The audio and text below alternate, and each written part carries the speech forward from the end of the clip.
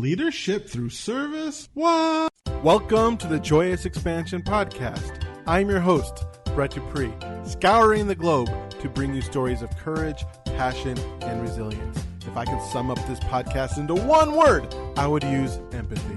Now let's get inspired. Welcome to the Joyous Expansion Podcast. I am your host, once again, Dupree. Today we have a wonderful interview with the Lyle, who has 7 steps to success, servant leadership. I love the sound of that. But first, we talk about my life, because if I can't be vulnerable, how can I expect my guests to be vulnerable? Well, today is April 1st, and I would love to say April Fools. COVID-19 is not really a thing, but it is. And it is wrecking the world right now. I have been stuck at home for 3 weeks now. I've gone outside every once in a blue moon, just to take a quick walk, to sometimes go to coffee or, drive through something. The first 2 weeks was tough. I did a lot of anxiety eating, so much anxiety eating. And then I decided to do this thing called the Master Cleanse for today's day 7. Friday's my last day. This is Wednesday, or maybe today's day 8. Yeah, today's day 8. And the cool thing about that is, instead of distracting myself from eating all my food, I'm distracting myself from not eating food, by not eating food. So it's a little different. But life is, a lot of it is trying to look past that. I believe I'm beyond. Sometimes I still feel terrible about what's going on through the day, but I think I'm at a point where I can work on it on a different, actually do a better job of processing my grief. I've been listening to Brene Brown's new podcast, and she does a lot of good job of really discussing what we're going through now. So I highly recommend you check out Brene Brown's new podcast. If you are in the COVID-19 thing like I am, called Unlocking Us. I like how she talks about grief, because this is a lot of grief and you're going to go through it. This is practically somebody dying, because the world that we lived in before this pandemic is gone, or at least for a couple of months to maybe a year and a half to 2 years. Our lives are gone the way it was, the new normal. It's almost like grief. Yeah, it was like when I lost my job.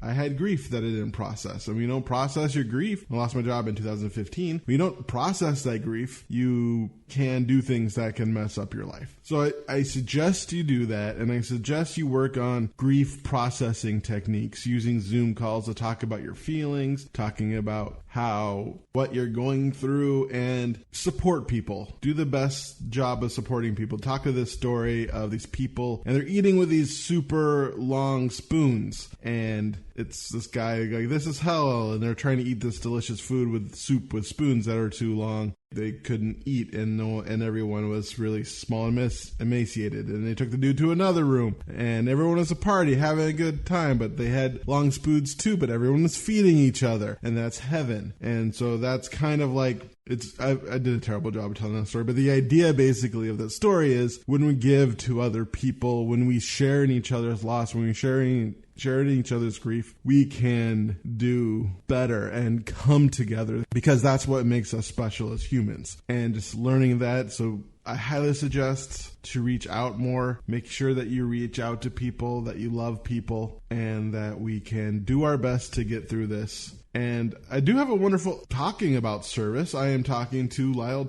whose entire company is impactservantleadership.com. And so Lyle is a founder and CEO of Impact Servant Leadership, which he started in 2018. He was in the military, the U.S. Air Force, for 20 years, and he has truly helped businesses and churches learn how to take his ability as an emotional intelligence influencer to help increase the leadership service in their community. So here is my interview with Lyle. Hello, Lyle, and welcome to my podcast. Hey, what's going on, Brett? It's good to be with you, brother. It's good to have you here. It says you're the CEO of Impact Servant Leadership. Can you give us a little heads up of what that is? Yeah, well, thanks for asking, Brett. So yeah, I'm the founder and CEO of Impact Servant Leadership. I just retired from the United States Air Force. So as you might imagine, Impact is actually an acronym and it stands for 3 different things. And so I'm not going to unpack that whole thing here for your audience, but there are 3 different little acronyms that has to do with tiers of leadership. We started in 2018. And the whole premise behind it is that every single day while I was in uniform, everybody kept up coming to me, and pretty much everybody else is in military uniform saying thank you for your service. With this whole idea of thanking me for my service, I felt like I could connect more with more people ranging outside of the military community. And so I started a leadership company with that whole mindset of service in mind. And here we are, alive and kicking today. Growing up, did you always want to be a leader? Yes, I did, but I didn't know it. I found myself in situations growing up where I would just take charge because I didn't like what was going on around me, but I didn't like to usurp my positional influence on people. I wanted people to naturally follow me. And so at a young age, I started to develop some talents and skills that would allow people to naturally follow me, not just do what I say because I'm like bigger or stronger or more popular. For some weird reason, I understood prestige at a very young age, but I wanted people to intrinsically follow me without knowing, the whole idea and concept of intrinsic motivation. But I always felt this burden to be like, hey, I think if I can just rally some people to be passionate about something, we can all go somewhere and be really successful together. And so this was kind of born in me at an early age. And I think my dad being in the military also had a little bit to do with it. So you had a military family. Yeah, actually. So I'm 40 years old and I've lived pretty much every second of my life in the military community. What's it like growing up in the military? It's very different than most people. I don't have a hometown. I'm not from anywhere, which might sound a little bit depressing, but actually it's really fulfilling. I don't have to be nailed down to one place. So that way I can find myself in every single community that I'm in. I can find a bit of myself in every conversation that I'm in. Some of the things that people are kind of held to, I don't have, as far as some rituals of community. And those things are special for a lot of people. However, I'm able to ebb and flow and fit into all of those special types of events for people. And so it makes me a bit of a nomad, I guess, a bit of a anomaly when it comes to how I connect with people. So it's been fun. I'm very resilient. And so I've just naturally been that way. Change is something that's normal to me, which most people aren't really hot on change in their life. I'm used to being able to switch and flow. As a matter of fact, if I'm in the same place too long, I get a little antsy. So I like to switch things up often. So did you feel any pressure to living up to your father's example when it comes to joining the military? Got to be honest with you, Brett. No, I didn't. I had a really tough upbringing. My dad, went through some challenges as he went through the Gulf War, as he was in the military. But I'll be honest with you, knowing my dad's history, he's always had a really tough upbringing as a kid. And so, unfortunately, I was extremely abused physically and mentally, even emotionally growing up. And so there was very little about my dad that I wanted to be like. And I know that there are probably people listening to your podcast that have had storied pasts and histories that they're probably not necessarily proud of. And so mine was one of them. I actually wanted to be everything opposite of my dad. And so when I told my family I was going into the military, a lot of them were shocked. I didn't want to be a part of the harsh, hard, disciplined nature. I didn't want to be in a regimented, structured environment because that's kind of how dad ran life. And then if you did one thing out of character or out of place from his perspective, then it was curtains for everybody. And it was really a tough upbringing for me. But the opportunity to go into the Air Force actually came from my older brother, who is Air Force veteran. And so I lived with him for a year and a half. Well, not 1 year and a half. It was actually a little less than a year. But living with him, I saw the military differently. I saw the military through my brother's eyes, which is the reason why I chose the Air Force and I didn't choose the Navy. How did growing up in that abusive household kind of shape your early life? It was tough. I made friends very difficultly because I was concerned about how my family would respond to those people. And I honestly, even more so, was scared how people would respond to my family. I was kind of scarred from an emotional affection perspective, in 15 years of watching my parents, I never saw my mom show my dad any affection. Now, I understood why on a very micro level, because he was kicking everybody's butt. It wasn't cool. But then I didn't realize how growing up, it would really kind of put a wedge between me and other people from an emotional perspective when it comes to connection, when it comes to understanding love. Family, Brett, it means something completely different to me than it does to most people because I create my family. It's not about blood or heritage. It's about people that you can really trust, people that will protect you, people that will look out for you. And that bled into my relationship with my brothers, my older and my younger brother. You know, that relationship wasn't tight. It wasn't very close. I always lived life from a defensive position. And so everything that I did was to be stronger than everybody else so that way I can protect myself. And really, honestly, it was a fearful upbringing. And I think that people respond to fear in two different ways. Our amygdala is that fight, flight, or freeze kind of reaction in our brains when we have those types of concerns in life, and our emotions and our thoughts go straight to that amygdala. For me, it was either fight or flight for a long time. And freeze has been a thing that has come in scientifically later, but it really was fight or fly. And for me, I was fighting. I fought everything. I fought everyone at all times. I was a difficult kid to be around, a difficult kid to grow up with. My brothers will tell you that. My mom will definitely tell you that. And so it was really difficult to be around me. And I had a worldview that everybody was out to get me, which honestly wasn't true. There were some people out there trying to help me, but I didn't see it because my knee-jerk reaction was to fight everything. My upbringing was tough, man. But honestly, life has really, really turned a corner for me. And I really understood some cool things about life as I grew older. But it took some time, it took some growing pains. It took some really hard lessons for me to learn. It took a couple of people to kind of love me through some stuff. And here I am today, kind of running my own leadership company, which is really cool. That is really cool. One thing I know from abuse is a lot of times there's a cycle of abuse. Chances are your father's father was abusive. His father's father was abusive. I mean, it's generally the way it works. This is a big assumption. You're not one. What allowed you to break your cycle of abuse or the cycle of abuse in your life? No, that's a great question, Brett. I think my faith was a massive way that helped me. And if I can give a bit of a backstory when it comes to that, my father is a man of faith as well.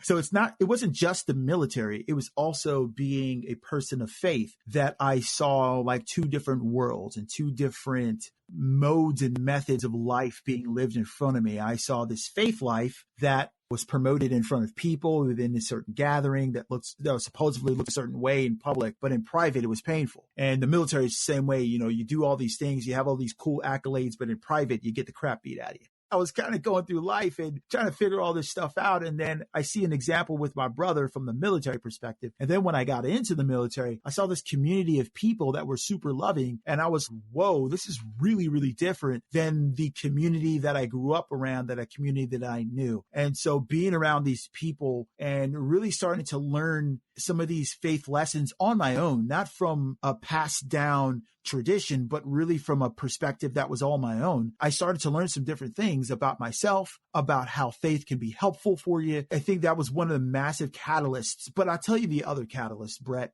my little girl. I was living in Germany with my wife. We were probably married 6.5, 7 years by then. And my little girl was 1.5 going on 2. And there was this moment, and mind you, I'm 6'1", and probably at that time in life, I was around 215, still playing basketball pretty heavily, obviously really going gung-ho in my military career. And I just underestimated my own strength. And I was trying to get my little girl to come out of her room to go to the bathroom. We had to go somewhere. And I just kind of nudged her in the back of the head. And Brett, it sent her flying into the corner of a wall. And she has a scar, you can see it even today, in the middle of her head. And man, that sent some of the greatest shockwaves through my body that I've ever felt in my life. Mentally, emotionally, physically, just shockwaves, man. And I saw that, and I saw my whole entire childhood flash in a moment. I think that was the other catalyst. Like, I will never allow that to happen to her or any human being around me ever again. It's a moment that my daughter doesn't even remember. And it's honestly something that she actually brags to some of her friends about. It's like, see, look at this cool thing I got in the middle of my head. But for me, it was a thing to say, no, there's no way I'm going to let this cycle continue in my life and my family. And I'm not going to hand it off to my kids. That's very commendable, especially since, sharing something that could be just so vulnerable with us. And because, we all make mistakes. It's what we do afterwards is what makes us who we are. Yeah, without question, man. It's the choices that we make. And, it's a tough lesson even to teach our kids. And sometimes we have to be transparent about this so that way our kids can see it too. Like, hey, mommy and daddy, brother, sister, uncle, whatever influence you have as an adult in a child's life, being able to say, hey, listen, I made these mistakes. This is how I've learned from it. It's going to be very, very beneficial as we hand things off to the next generation. What was the story of you actually really stepping up into leadership? I mean, there's something beyond just, being a kid and being kind of leader, but then going into the military and working your way up. What was the catalyst for you starting to take the reins in your life and wanting to truly become a leader, to the catalyst for you to want to start something bigger? Oh, that's a fun question. I think it was the catalyst probably was the way that people recognized there was something different about me. Most of the times for us, we have this self-actualization and this self-image about ourselves. And most of the time, we either think really, really highly of ourselves or really, really low of ourselves. We don't have a true picture of the actualization of who we actually are. And a lot of times we need to figure out our impact on other people's lives to discover where that true middle ground is. Now, when I was interacting with people, starting with my wife, but I had a couple of core friends, there were some people that kind of pulled some details out of my life and came over to me and said, Lyle, there's more to you than just who you are. I'll give you an example. I love telling this story. There's a man by the name of David, Opie is his nickname, Hurst. Right. And I met Opie playing basketball. He was an older guy. He was on the court, just running around. And when I say running around, I'll use that term loosely because he wasn't really running. He was jogging it and he was trying to run, poor guy, but he was there. He was consistent. He was all the time just out there. Now, when I got into the Air Force promised me that I could play basketball in the military. It doesn't necessarily happen the way that I thought it was. And so I was super disappointed. I was super jaded in life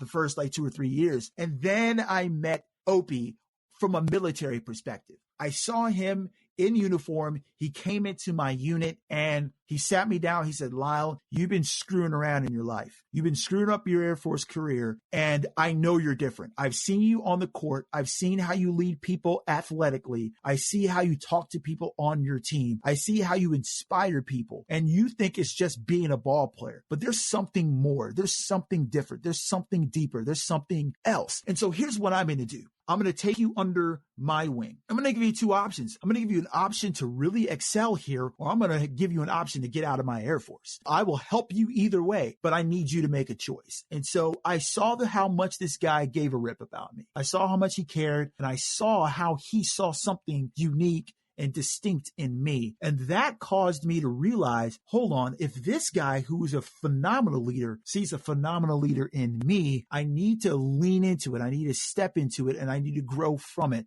I just followed this guy's lead for a while. And then I started to take little bits of opportunities. As a matter of fact, Brett, what I did was I found things that nobody else wanted to do. And I said, I'm going to be better than everyone else at the things that nobody wants to do. And once people started to notice that the mundane tasks, the tasks that seemed like it was beneath everybody, that I would volunteer for them, they saw something different in me. And I wanted to excel in a place that no one else excelled at. And that was one of the catalysts for my life, because then Opie kind of said, I see what you're doing. I absolutely love it. I need you to go over here and start talking to people about it. That was kind of a benchmark for my life until 2015. 2015. And in 2015, I was just kind of at Atlanta Leadership College and hanging out with some young people there. My wife was in a leadership program that I had graduated from 2 years prior. And I was just hanging out with these guys. And I just didn't feel right sitting in the back, seeming like I was some like alumni celebrity person, like, oh my gosh, Lyle's done this program and we're in it and he must be cool. I just did not feel comfortable with that. And so I went to the director and I said, hey man, I would love to just jump in and help out everybody that's behind the scenes. And eventually they let me do it. After this event, I had the president of Atlanta Leadership College come to me and said, hey, I've been noticing what you've been doing. You've been hanging out with all the college students. Would you come and talk to our college students about servant leadership? And I looked at him, I said, sure, as soon as I figure out what the heck that is. And Brett, I tell you what, man, I gave one of the worst talks I've ever given in my life. It was terrible. It was the worst. But I had one student ask me one question about my military experience. And I realized that was the key. And so from 2015 to 2018, I was working on my brand, working on my business. So that's kind of a double story about how I came from not just from being a novice to a leader, and then from a leader to a servant leader. That's really cool. One thing that really stood out to me is something that a term I heard recently from a speaking coach is, for your first talk, you have to be perfectly imperfect. You just have to get out there. That's it. You're exactly right. You got to get out there. What made you want to start your own business then? Was it this experience that made you say, like, wow, I have something here. I can now help people and serve and teach people servant leadership? That's definitely part of it, Brett. But I'll tell you what, the other part of it is, honestly, the rank structure and the position structure of the military. I enlisted in the military, and there's two major types of people in the military. It's your enlisted folks and your officer ranks. And I saw the way officers were expected to take charge and take lead in a certain way. And it didn't matter what your enlisted rank was. From a positional rank structure, as soon as you become an officer, you automatically outrank the rest of the enlisted force. And I said, okay, I understand that. That's just kind of the way it's been. I'm not going to say there's something wrong with it, but there's something wrong with me not being a no-kidding leader of people. So what I realized I needed to do was I first needed to do what I was doing as a kid, is figure out how I can lead people that are supposed to be leading me. And when I was able to successfully do that by building up intrinsic motivation, understanding emotional intelligence, serving in a way that made a true difference in the lives of my leaders, the people that led me used me in a way that I could help lead with them. And then the people that followed me even followed me deeper. But I realized I needed to actually jump out, and I needed to do this in a much more feasible way outside of the constructs of the military rank structure. And so starting my own business and being able to lead others, it just seemed like the natural progression for me. I have so many thoughts, I have so many ideas, but also I've got so much that I want to learn. And so being in this position of leadership allows me to do both of those things. Every leader that I had in the military, I wanted them to come ask me, Lyle, what do you think? Because I realized that I had significant worth and value, and it honestly didn't really matter if the leader said it, but it would have been awesome if the leader would have recognized it. And I said, that's the kind of leader I want to be at the top of an organization. I want to go and say, I have an idea, but Brett, you're an amazing guy too. You're a smart guy too. You have your own dreams and aspirations. What do you think, Brett, about this? And get your feedback. And I realized that your perspective is as valuable to you as my perspective is to me. And if I can lean into your perspective, maybe I can include your value on mine and become that much more valuable. And it's hard to do that at the bottom. I teach people how to do that at the bottom, but it's difficult. What better way than to start your own thing and then gather people so that they can become a part of that? Awesome. So what exactly is impact servant leadership? No, that's a great question. Impact servant leadership is all about creating significance with other people. We use the principles of servant leadership to allow people to feel seen, heard, and valued on such a level that allows them to build their confidence and build their actual skills to be able to grow organizations, grow people, grow communities, grow whatever they're part of, whether it's as an individual or as teams. Impact is about having a true measure of significance with other people. Brett, you've never seen anyone fake significance. We've seen people fake success all the time, but significance cannot be faked. And people that have a true impact in our lives, those are the people that are truly significant. And that's what this company is all about. How exactly do you work with people? That's a great question too. We've put out some products. We're putting out more products that will help people kind of on a free level. And then we have courses that are designed at a basic level, a middle manager level, and a executive level that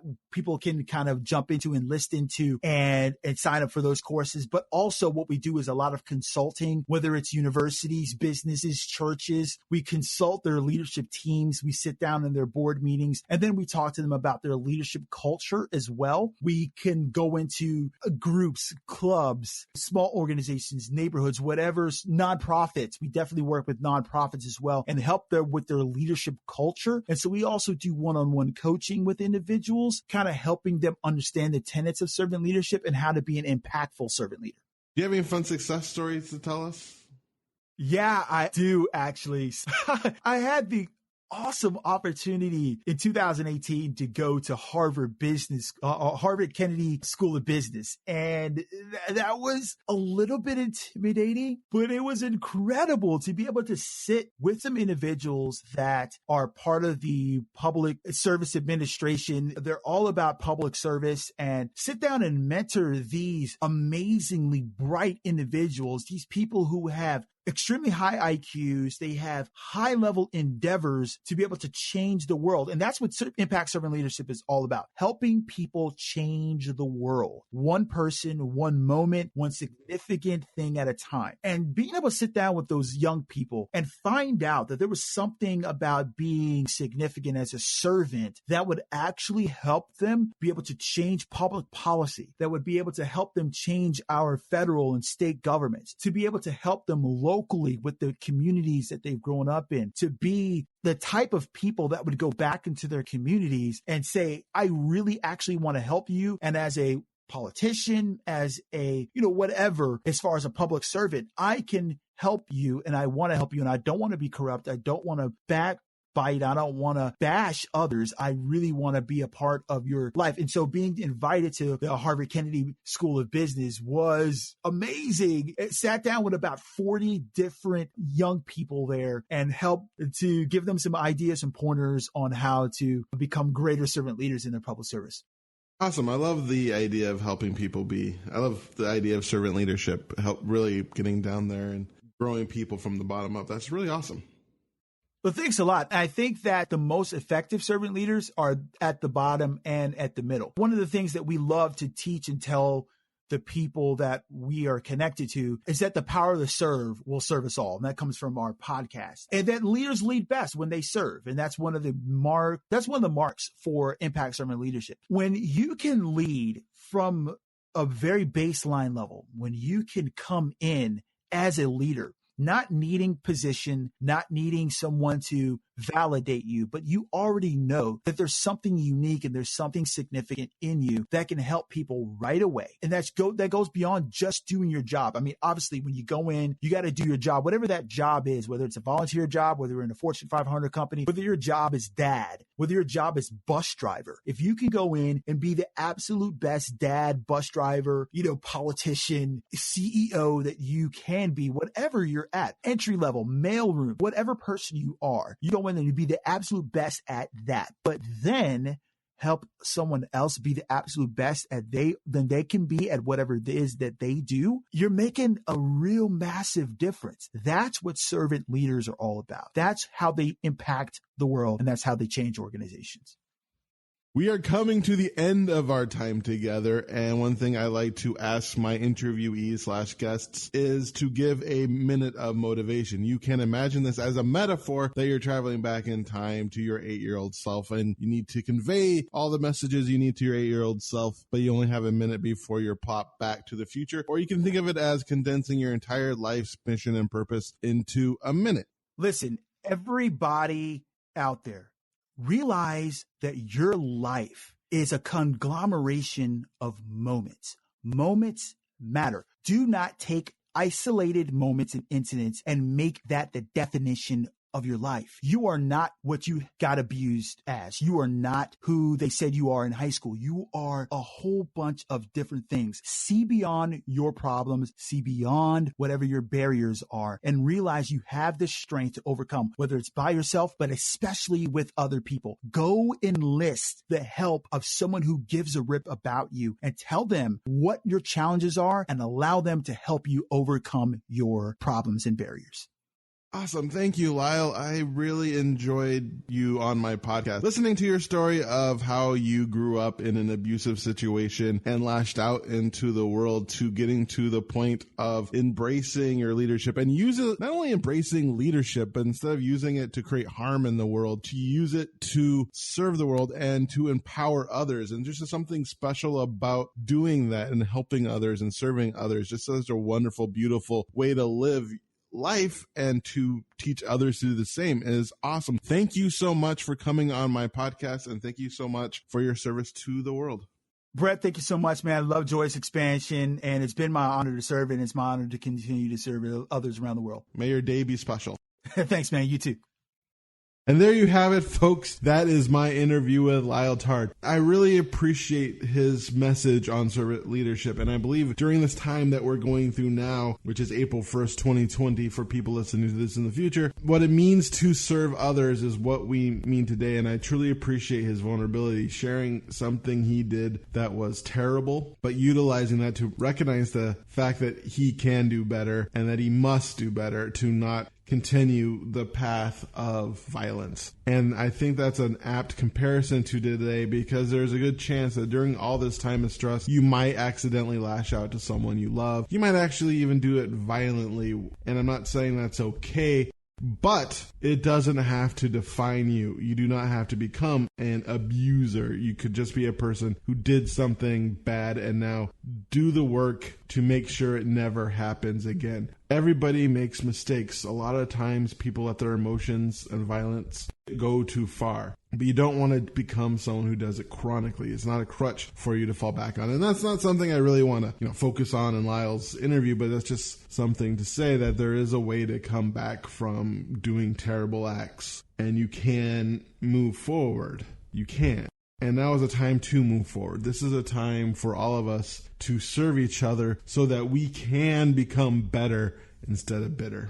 So if you want to know more about Kyle, you can go to impactservantleadership.com. And if you want to go /7, the number, Steps to Success, to get a free guidebook to become a more impact servant leader. If you want a deeper dive, mention this podcast and become eligible for a reduced price entry into their 7 Steps to Success Influence course. How cool is that? Well, that is the Joyous Expansion Podcast. Thank you so much for listening. I appreciate you for who you are. Once again, you can email me, BRE2Ts, DUPR2Es @joyousexpansion.com. You can check me out on social medias. Go to my Joyous Expansion. Facebook is Increase Your Joy. Yeah! Also, if you like it, subscribe, review, anything that gets us out there will be helpful. I appreciate you. I love you. I'm Brett Dupree, champion of authentic joy, Joyous Expansion, life coach, and catalyst of transformation. Wishing you once again to be love, to be joy, to be awesome. Now play my jingle. JoyousExpansion.com. JoyousExpansion.com. Come and say hello to Brett Dupree.